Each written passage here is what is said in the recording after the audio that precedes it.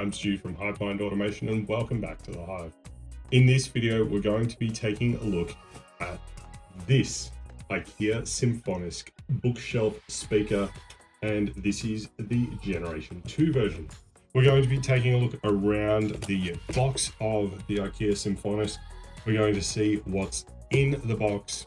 We'll get it set up and we'll take a look at the Sonos Home Assistant integration as well.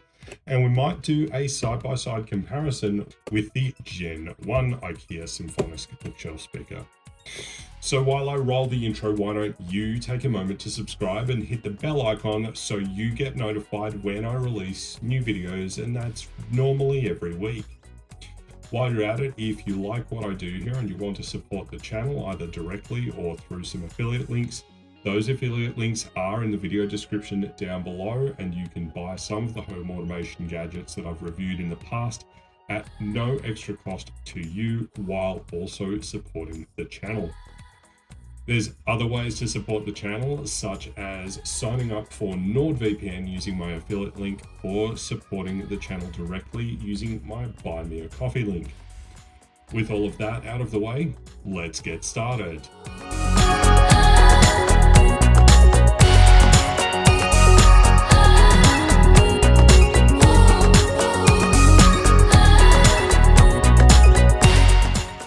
So we were in Ikea the other day looking for a storage solution for our kitchen.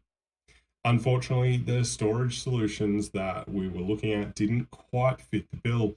But while I was there, I picked up this Ikea Symfonisk Gen 2 bookshelf speaker for $199. We actually already own two of the Gen 1 Symfonisk bookshelf speakers, and honestly, the greatest thing about the Ikea Symfonisk is that they are compatible with the Sonos ecosystem, meaning you can expand the system either with more IKEA Symfonisk gear or even genuine Sonos gear. And then you can use those speakers in a multi-room audio, or even pair two of these bookshelf speakers together in a single room to create a stereo pair. In our existing setup, we've got the Sonos Beam soundbar, the Sonos subwoofer, and then two of the Gen 1 Symfonisk bookshelf speakers that we use as surround satellite speakers. So I will be interested to compare the Gen 1 to the Gen 2 speakers, and we'll take a look at them side by side a little bit later on.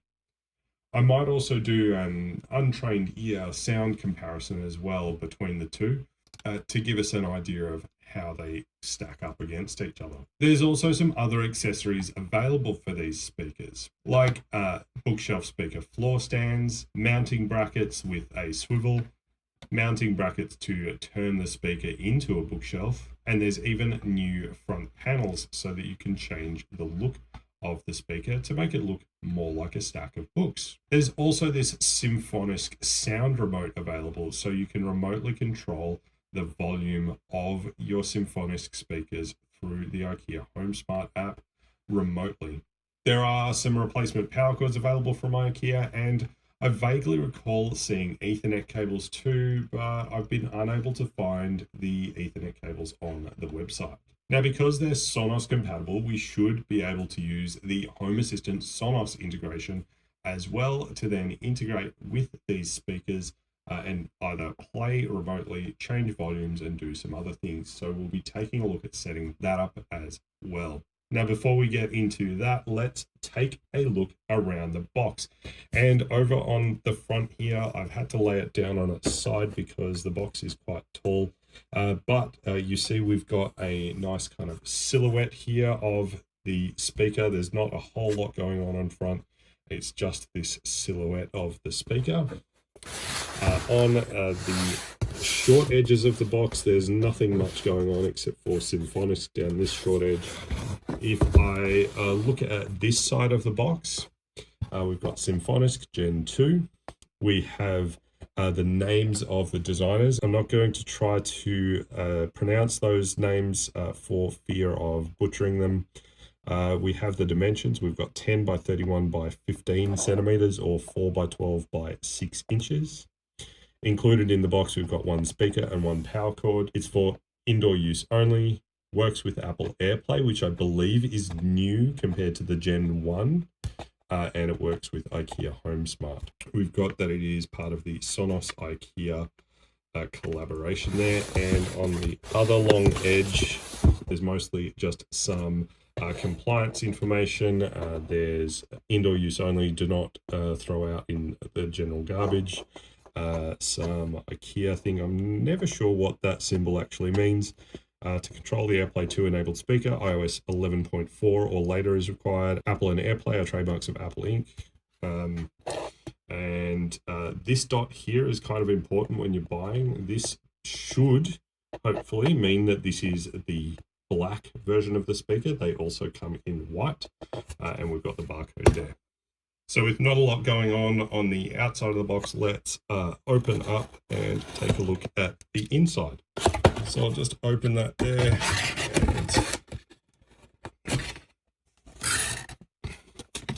Okay, so we've got a fairly meaty looking manual. That's because it is in lots of languages: English, German, French, Dutch, Danish,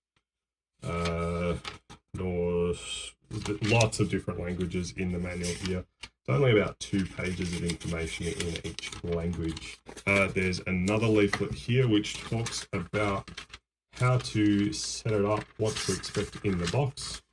Over on the left here, there's this little hole. We'll pull that up, and inside we've got the power cable. Now this power cable, so quite a nice braided black power cable. Yeah, so this cable is only about 2 meters long. It's not that much longer than the one that came with the Gen 1. I have seen that there's 3.5 meter cables available on the website. So if you are looking for a longer cable, you might want to consider spending $10 to get one of those longer cables. And if I open up this section, okay, we've got that there, and it looks like we've got some plastic in here. I'll get this box out of the way. And inside the plastic, we have the speaker itself. Okay, so for the purposes of comparison, I have the Gen 2 here on the left, so this is the new version, and the Gen 1 on the right-hand side. And on the front, there's not a whole lot of difference, but you can tell they're slightly different when we look at the controls at the bottom here. So we've got the down volume, up volume, and play pause from left to right. And there's a little LED in the middle, and that's just a round LED. On the Gen 1, we've got the down volume is on the left, the up volume is on the extreme right, and play pause is in the middle. We've got a pill-shaped indicator LED in the middle. The front covers look mostly the same, and in fact, I can pull them off using the tag at the top, and we'll be able to see inside to see if there's much difference between the speakers themselves. I can't see much difference, and looking at the front panels, they are identical when we compare them. So I will put those back on around the back then, and I will turn this one around. This is where we see another slight difference between the 2 units. On the Gen 1, the power cable is directly above the Ethernet jack, and this Ethernet jack does appear to be shielded, whereas on the Gen 2, the power cable is to the left of the Ethernet jack, and the Ethernet jack appears to be unshielded. I will plug this power cord in while I have this turned around this way, and then we can plug the power in a little bit later on and get it paired. Looking at the back of the unit, there's some slight differences between the sticker on the back. They're both rated to 1,000 milliamps. So there's not really a whole lot of information on the back here. The Gen 2 does say Gen 2 at the top there. The Gen 1 does have a lot more information here, but none of it is particularly useful. There is a pin on the back here, which I suspect is to do with the AirPlay. I'm going to plug in the Gen 2 speaker and power it on. So I've got the Gen 2 speaker plugged in and powered on, and we see we've got the white LED flashing here. So what I'm going to do now is try to pair it. Now I've opened the Sonos app over on my iPad, and it has popped up showing Symfonisk bookshelf and a serial number. And I note that the color of the LED flashing on the speaker itself is now green. So if I tap add on this, it's going to ask me to send notifications. I'm going to allow that. It needs location access to connect and set up my bookshelf. I'm going to hit continue, and I'm going to allow while using the app. Allow microphone access so that your mobile device can detect nearby products. I'll hit continue, and I'll allow access to the microphone, and it's getting the Symfonisk bookshelf ready. So now it's going to play a chime with an audio pin to temporarily connect my mobile device to it. So I'll hit continue.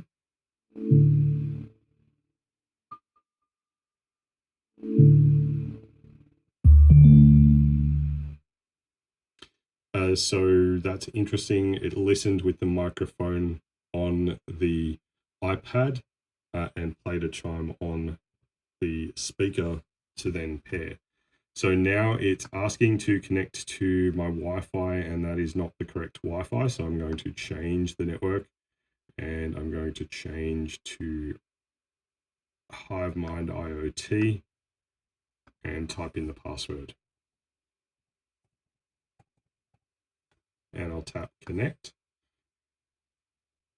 And it's now connecting to HiveMind IoT. Okay, so it's asking where we're going to put it. We can choose the bedroom, the den, the dining room, the family room, the kitchen, living room, number of different places. I'm putting this one in the bedroom so that we can listen to some thunderstorms and whale song when we're getting ready for bed. I'll tap continue on that. And it says that there is an update for my Symfonisk bookshelf that must be completed, and it takes a couple of minutes before we can use it. I will tap update and allow that update to continue. It says we can adapt the sound of our speakers to the acoustics of the room using TunePlay tuning. We've also got in here, if I swipe to the right, we can watch on your iPad and listen on Sonos. So I can use my bookshelf speaker as a speaker when I'm watching content on my iPad. We can set songs as alarms, so wake up to your favorite playlists and add reminders throughout the day. Group speakers without the app, so hold the play pause button on the speaker to group or ungroup rooms. So that's the multi-room audio. Save favorites to my Sonos, just tap the ellipsis button from the now playing screen. Personalize your listening so we can connect multiple accounts, things like Spotify, and you can connect multiple accounts on the same service so anyone listening can listen their way.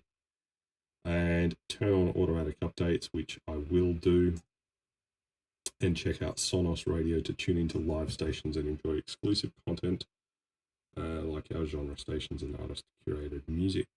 It's finishing the update. And it's played a chime, and it said that it's been added and we can continue personalizing settings. We'll go done. And I will go over to the settings here, and I'll go to system. And we've got the Symfonisk bookshelf in the bedroom. So I will tap that.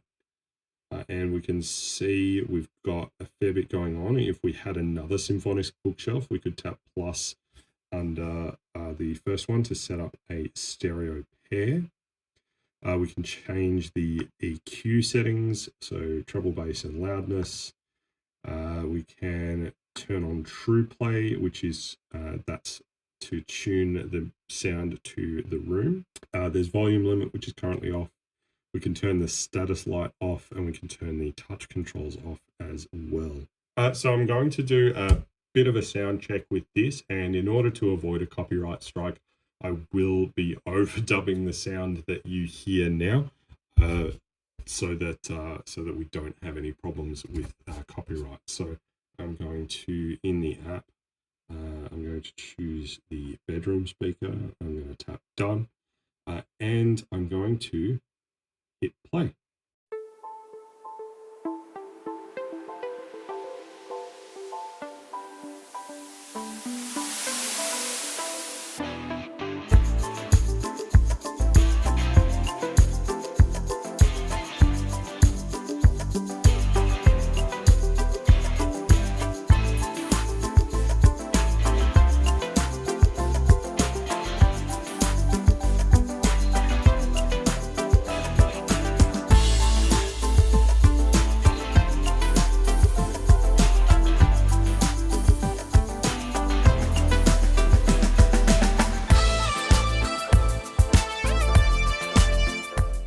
Okay, so that sounds pretty great. It's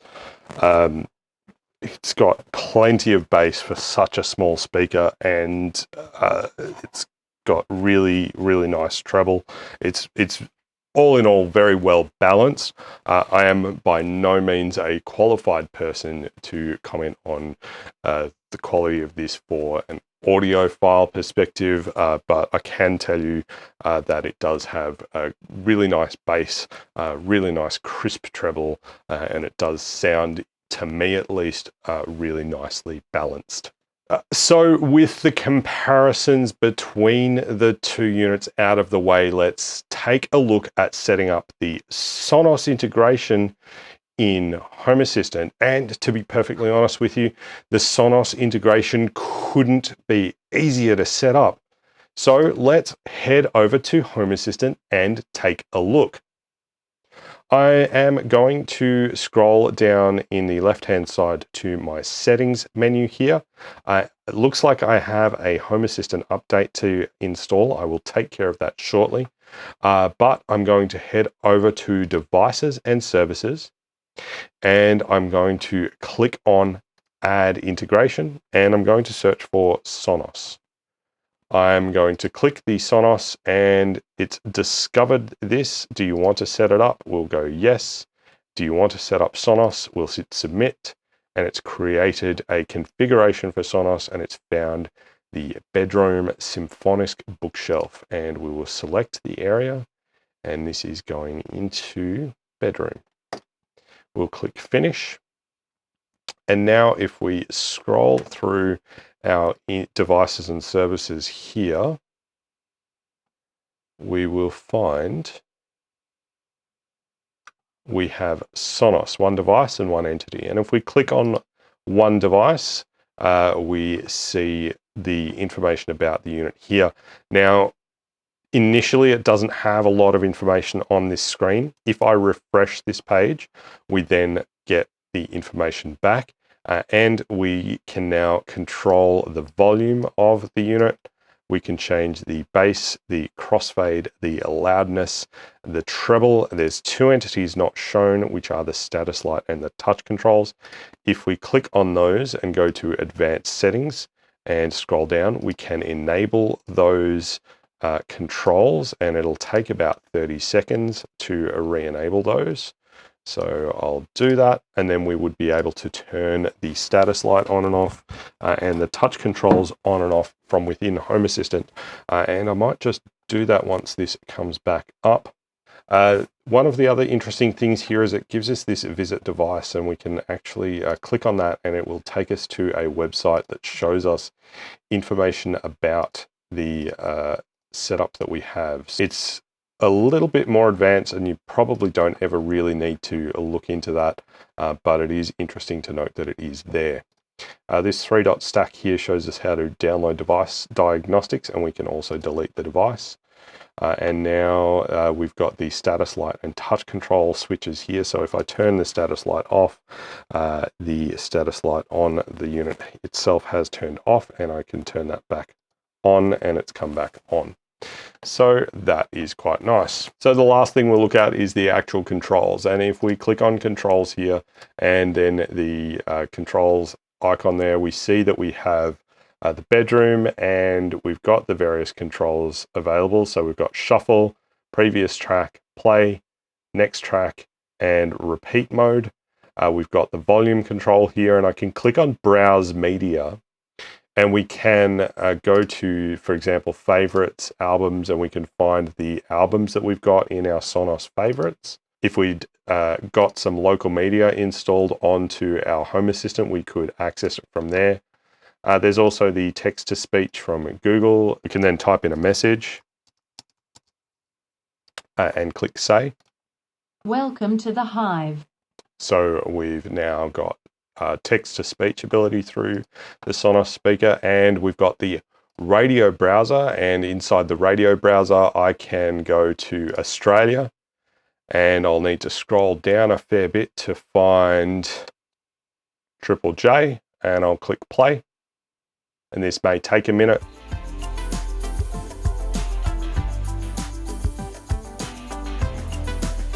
And that was just playing from Triple J.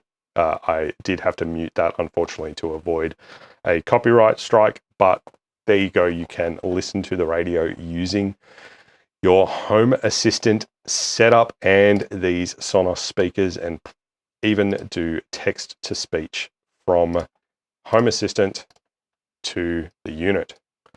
So that is the Ikea Symfonisk Gen 2 bookshelf speaker and the Sonos integration for Home Assistant.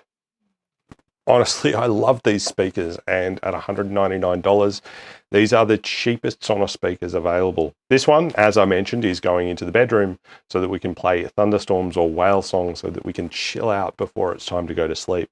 And it might be interesting to see about using it as a musical wake-up alarm, using a Home Assistant automation, and maybe even a clock radio of sorts. Because it's Sonos, multi-room audio is pretty simple to set up so that you can enjoy your favorite music or radio in every room of the house. And the support for Apple AirPlay with these units right out of the box do make it a great option if you're already in the Apple ecosystem. In the music app on my iPad here, I can click on the AirPlay symbol in the bottom left-hand corner, and you'll see we have bedroom here. And if I click that, and I'm just going to hit play, I'm going to have to mute my microphone.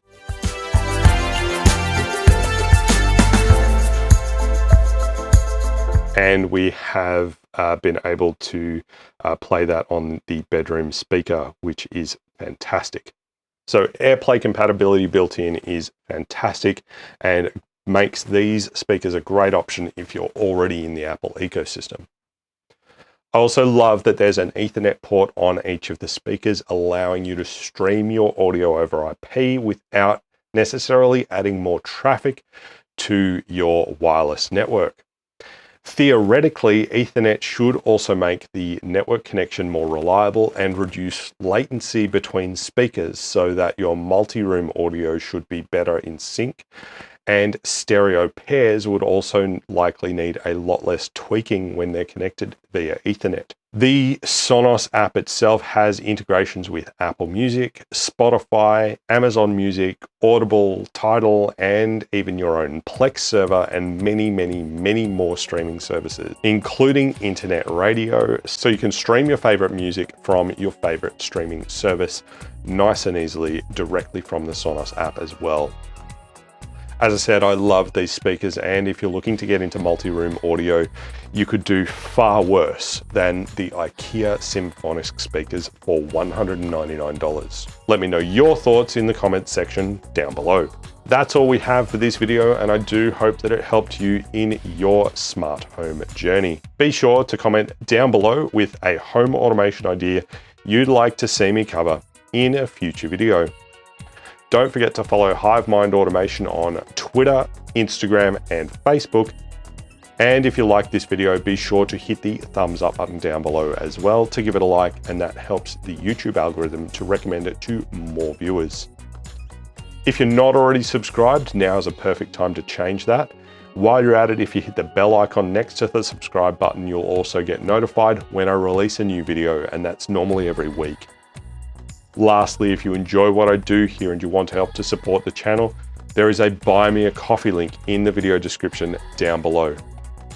Contributions that you make through Buy Me a Coffee are put towards making more and hopefully better content for you to enjoy. Thank you so much for watching. I'm Stu from Hive Mind, and I'm looking forward to seeing you next time. Bye for now. Thanks for watching.